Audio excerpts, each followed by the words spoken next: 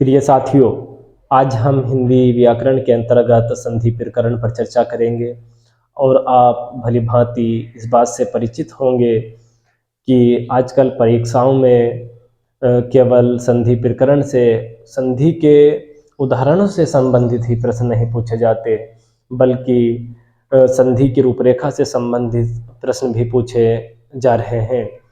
तो समझते हैं संधि की रूपरेखा। जो हमारा शब्द है संधि, इसका निर्माण कैसे होता है? प्रश्न सबसे पहला यही है कि संधि का निर्माण कैसे होता है संधि शब्द का। तो संधि शब्द का निर्माण सम उपसर्ग में जब हम धी धातु मिलाते हैं, धी का अर्थ होता है साथियों धारण करना।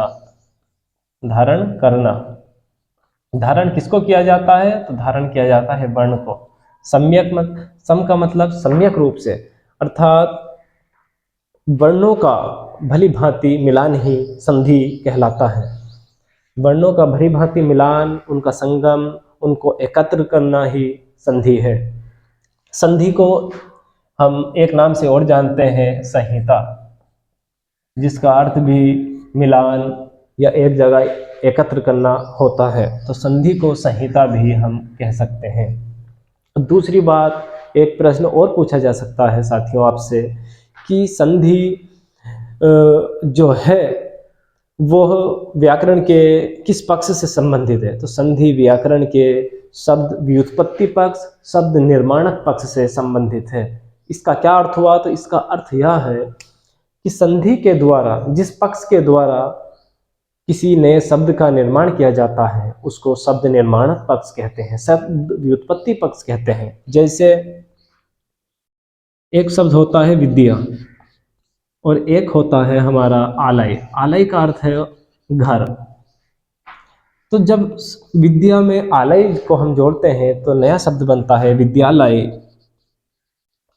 तो आप भली भांति अब समझ गए होंगे कि दो शब्दों से मिलकर एक नया शब्द बना, तो यह नया शब्द बना। तो क्या हुआ अर्थ इसका? कि शब्द निर्माणक पक्ष से संबंधित है संधि।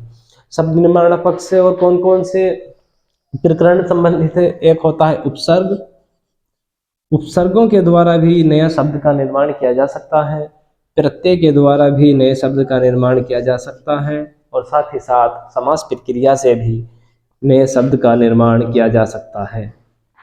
तो शब्द निर्माण पक्ष से 4 प्रकरण संबंधित हैं, संधि, उपसर्ग, प्रत्यय और समास। अब देखते हैं हम कि संधि जो है साथियों, वह वर्ण स्तर की प्रक्रिया है और समास पद स्तर की प्रक्रिया है। संधि के अंतर्गत वर्ण संक्षिप्तीकरण होता है और समास के अंतर्गत दो समर्थ पदों के मध्य संधि भी हो सकती है और संयोग भी हो सकता है। अर्थात हम कह सकते हैं कि समास में पदों का संक्षिप्तीकरण होता है। और एक महत्वपूर्ण बिंदु और, संधि का जो विलोम होता है वह होता है विच्छेद, और समास का विलोम साथियों, समास का विलोम होता है हमारा वियास। बहुत इंपॉर्टेंट पॉइंट, समास का विलोम वियास होता है। अब संधि की हम परिभाषा को समझेंगे। संधि की परिभाषा साथियों, संधि की जो परिभाषा है वह है कि प्रथम पद का अंतिम वर्ण और अंतिम पद का प्रथम वर्ण कुछ यों मिले कि उनके मिलने से उनमें विकार उत्पन्न हो जाए, तभी हमें संधि माननी चाहिए। अगर विकार नहीं तो संधि नहीं। जैसे एक शब्द है सेवा, एक है योजन, इनको मिलाने से नया शब्द बनता है सेवा योजन। लेकिन यहाँ किसी भी वर्ण में विकार उत्पन्न नहीं हुआ है, तो हम कहेंगे कि यहाँ पर संधि नहीं हुई है, यहाँ पर संयोग प्रक्रिया से शब्द का निर्माण हुआ है। संधि में विकार अति आवश्यक है। यह संधि की अनिवार्य शर्त है कि उसमें विकार उत्पन्न जरूर हो। तो साथियों, संधि में विकार अति आवश्यक है। तो विकार संधि में कैसे होता है, किस प्रकार से होता है, तो उसको भी हम आपको समझाएंगे विकार क्या होता है। तो विकार जो होता है साथियों वह एक होता है आदेश प्रक्रिया से, एक होता है एकादेश प्रक्रिया से,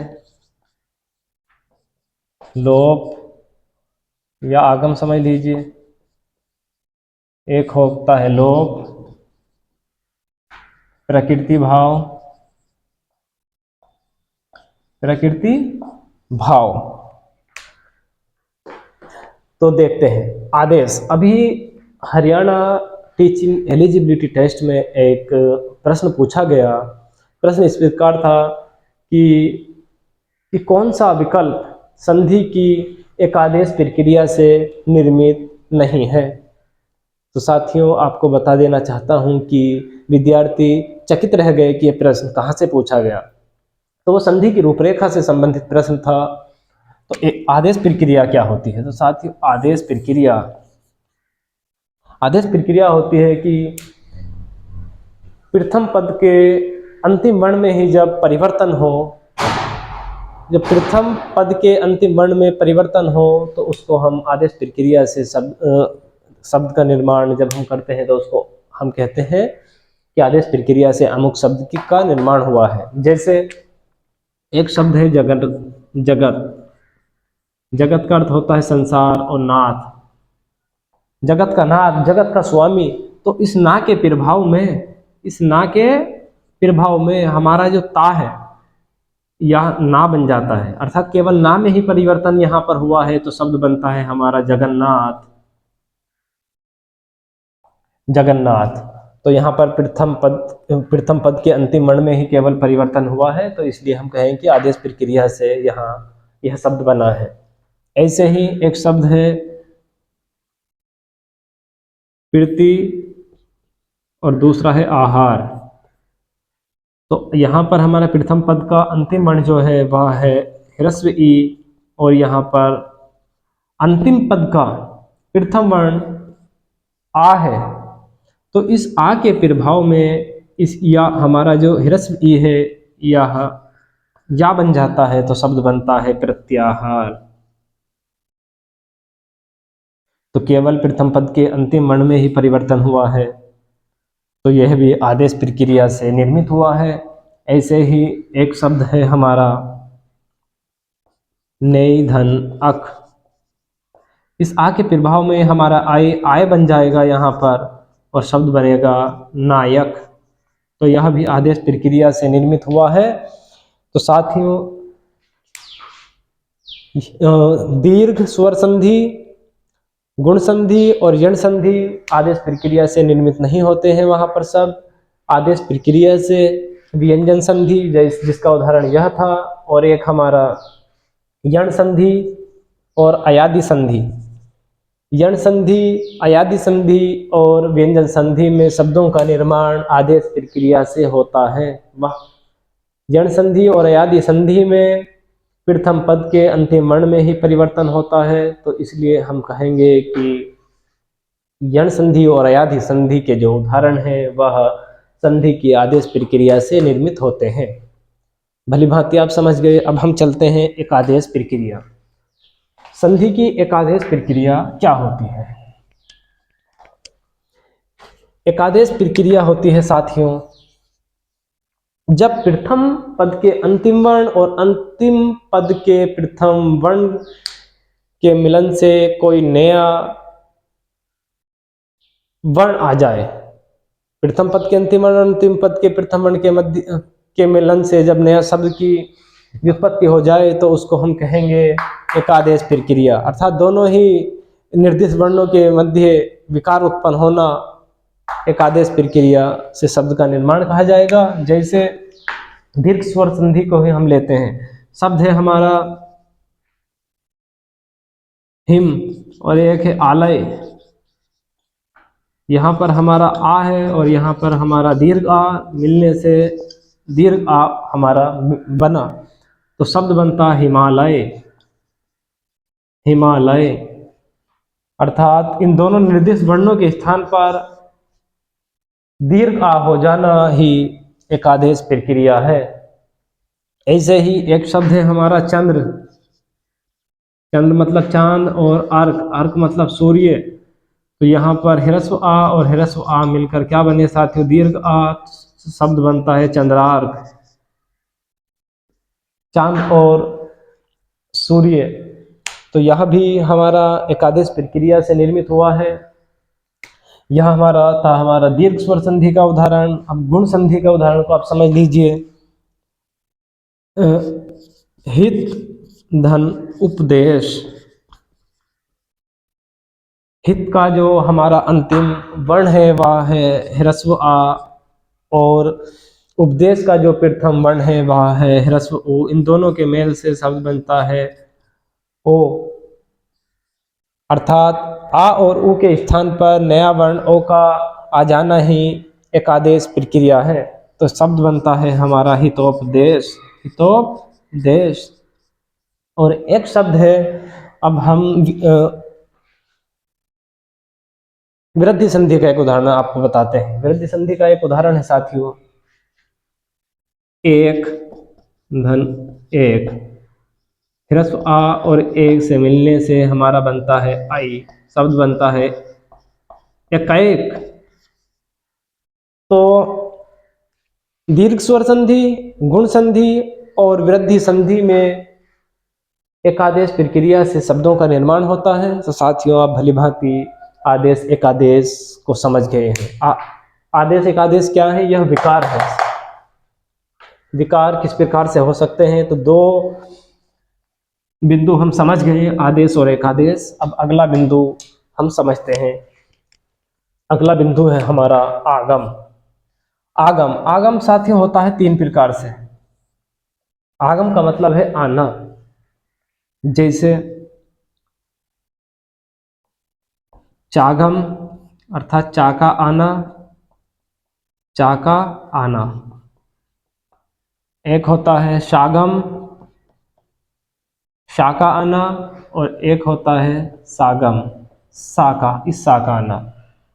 तो साथियों देखते हैं चागम व्यंजन संधि किस प्रकार से हम होती है। तो चागम व्यंजन संधि का उदाहरण होता है जब प्रथम पद का अंतिम वर्ण कोई स्वर हो और अंतिम पद का प्रथम वर्ण छा हो, तो वहां पर चा का आगम हो जाता है। जैसे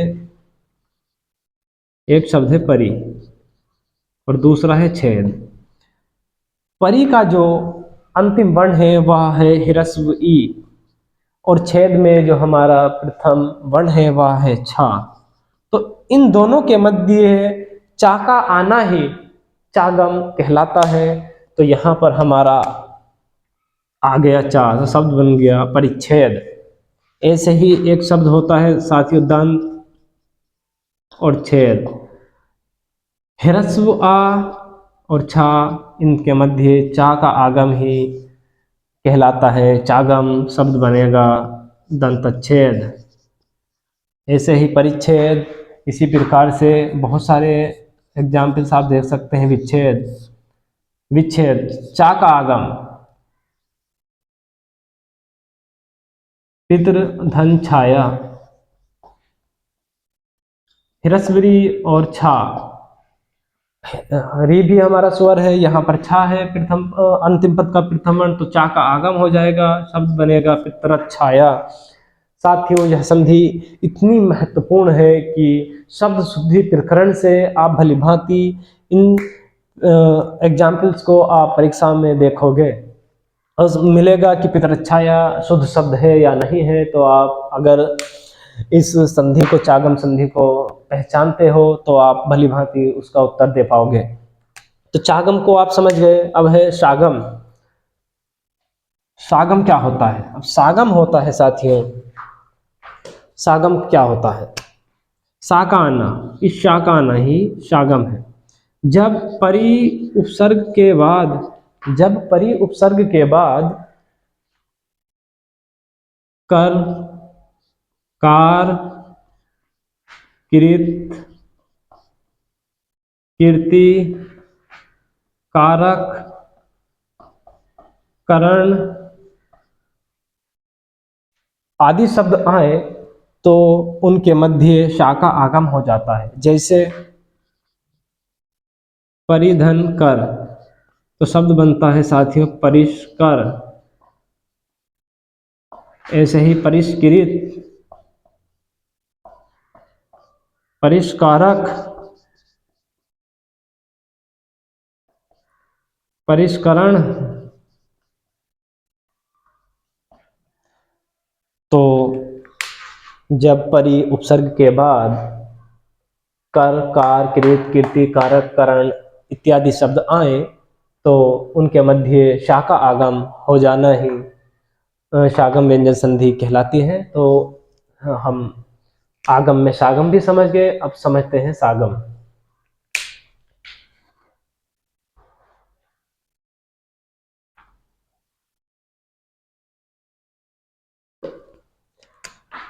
अर्थात सा का आगम जब सम उपसर्ग के बाद, जब सम उपसर्ग के बाद यही सब कर, कार, कृत, कीर्ति, कारक, करण इत्यादि शब्द आए तो उनके मध्य सा का आगम हो जाता है। जिस प्रकार संस्कृत शब्द का निर्माण भी इसी प्रक्रिया से हुआ है। संधन कृत, अर्थात यहाँ पर किसका आगम होगा? सा का आगम, तो शब्द बनता है संस्कृत। संस्कार, संस्करण, संस्कृति इत्यादि शब्द इसी प्रक्रिया से निर्मित होते हैं। आगम भी हम समझ गए, अब समझेंगे हम लोप। लोप क्या होता है साथियों? कुछ मूल शब्दों के अंत में ह्रस्व ना आता है तो उसमें जब हम संधि करते हैं तो उस ह्रस्व ना का जब हम कुछ मूल शब्दों के अंत में हलंत ना आता है तो उस हलंत ना का लोप करना ही लोप संधि कहलाती है, नलोप संधि कहलाती है। लोप संधि तीन प्रकार से होती है। एक नलोप अर्थात ना का लोप, एक होता है हमारा विसर्ग लोप।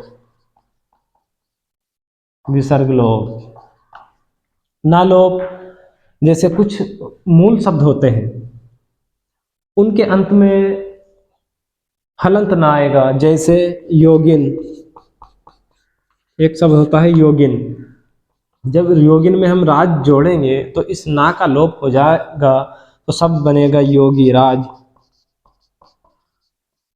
ऐसे ही योगी वृंद। लेकिन अगर हम एक शब्द देखते हैं वह है योगीश्वर, तो योगीश्वर में दीर्घ ई ही आएगी। क्यों आएगी दीर्घ ई? अरे भाई मूल शब्द होता है योगिन और ईश्वर, सर्वप्रथम इस ना का लोप हुआ, शब्द बचा यहाँ पर हमारा योगी। योगी में ह्रस्व ई और दीर्घ ई मिलकर बनेगा हमारा दीर्घ ई, तो शब्द का निर्माण होगा योगीश्वर। तो योगीश्वर में दो संधि हुई, सर्वप्रथम हमारा नलोप व्यंजन संधि, तत्पश्चात दीर्घ स्वर संधि और शब्द बनता है योगीश्वर। तो योगीश्वर अपने आप में शुद्ध शब्द है। अगर योगीश्वर को हम योगीश्वर लिखेंगे तो वह असाधु शब्द होगा।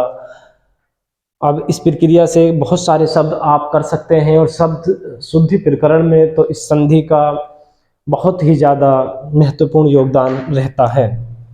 जैसे और सब समझ लीजिए आप, भोगिन धनराज, शब्द बनेगा भोगीराज, ना का लोप हो जाएगा। ऐसे ही होता है साथियों मंत्रिन में जब हम परिषद शब्द को जोड़ेंगे तो शब्द बनेगा, इस ना का लोप के कारण शब्द बनेगा मंत्री परिषद। लेकिन अगर हम मंत्री को केवल ऐसे लिखें कि मंत्री जी आ रहे हैं तो वहाँ पर मंत्री इस प्रकार से ही लिखा जाएगा। वहाँ पर मंत्री को हम इस प्रकार से नहीं लिख सकते, संधि में ही मूल खंड का हम यूज करते हैं। तो आप नलोप व्यंजन संधि भी साथियों भली भांति समझ गए होंगे। दो उदाहरण और आपको बताता हूँ नलोप व्यंजन संधि के। नलोप व्यंजन संधि के दो अत्यंत महत्वपूर्ण एग्जाम्पल्स जो हैं वह है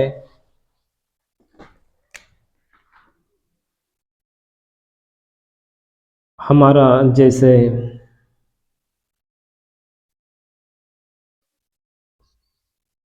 युवा वर्ग। साथियों, युवा वर्ग शब्द अशुद्ध है। यह क्यों अशुद्ध है? इसका कारण है यही नलोप व्यंजन संधि का अज्ञान। जिसको इसका ज्ञान है वह इस शब्द को अशुद्ध ही बताएगा। तो क्यों अशुद्ध है ये? तो शब्द होता है साथियों युवन, और एक शब्द होता है वर्ग। सर्वप्रथम हमें क्या करना है? इस ना का लोप करना है, तो शब्द बनेगा युव वर्ग। अगर आप यु वर्ग को अशुद्ध बताते हैं तो फिर आप तो युवराज सिंह जी को भी, कि उनका नाम भी अशुद्ध है, गलत बताएंगे। रे भाई, युवराज है, युवाराज नहीं। ऐसे ही युववाणी रेडियो पर एक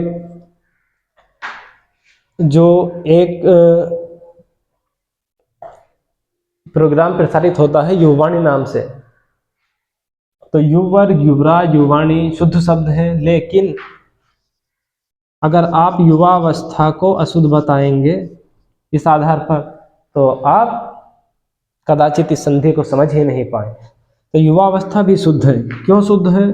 सब बताया है आपको। युवन मूल शब्द होता है, और अवस्था में जब हम इसको जोड़ेंगे तो ना का लोप हुआ, यहाँ पर बचा हमारा हिरस्व आ, और हिरस्व आ मिलकर दीर्घ आ बनता है। तो दीर्घ स्वर संधि के कारण फिर इस शब्द का निर्माण हमारा होता है युवावस्था। तो युवावस्था अपने आप में शुद्ध शब्द है। अब देखते हैं विसर्ग लोप। विसर्ग लोप साथियों, जैसे एक शब्द है हमारा अतः और एक होता है एव। तो यहाँ पर विसर्गों का लोप हुआ, शब्द बना अतएव। ऐसे ही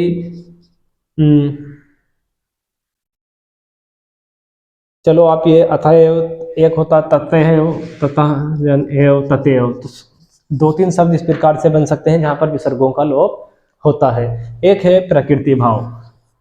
जो शब्द जिस प्रकार से लिखे जाते हैं उनको जब हम जोड़ते हैं तो उन्हीं रूप में उनका प्रयोग जब हम करते हैं तो उसको प्रकृति भाव कहते हैं। जैसे एक शब्द होते हैं साथियों मना, एक है कामना।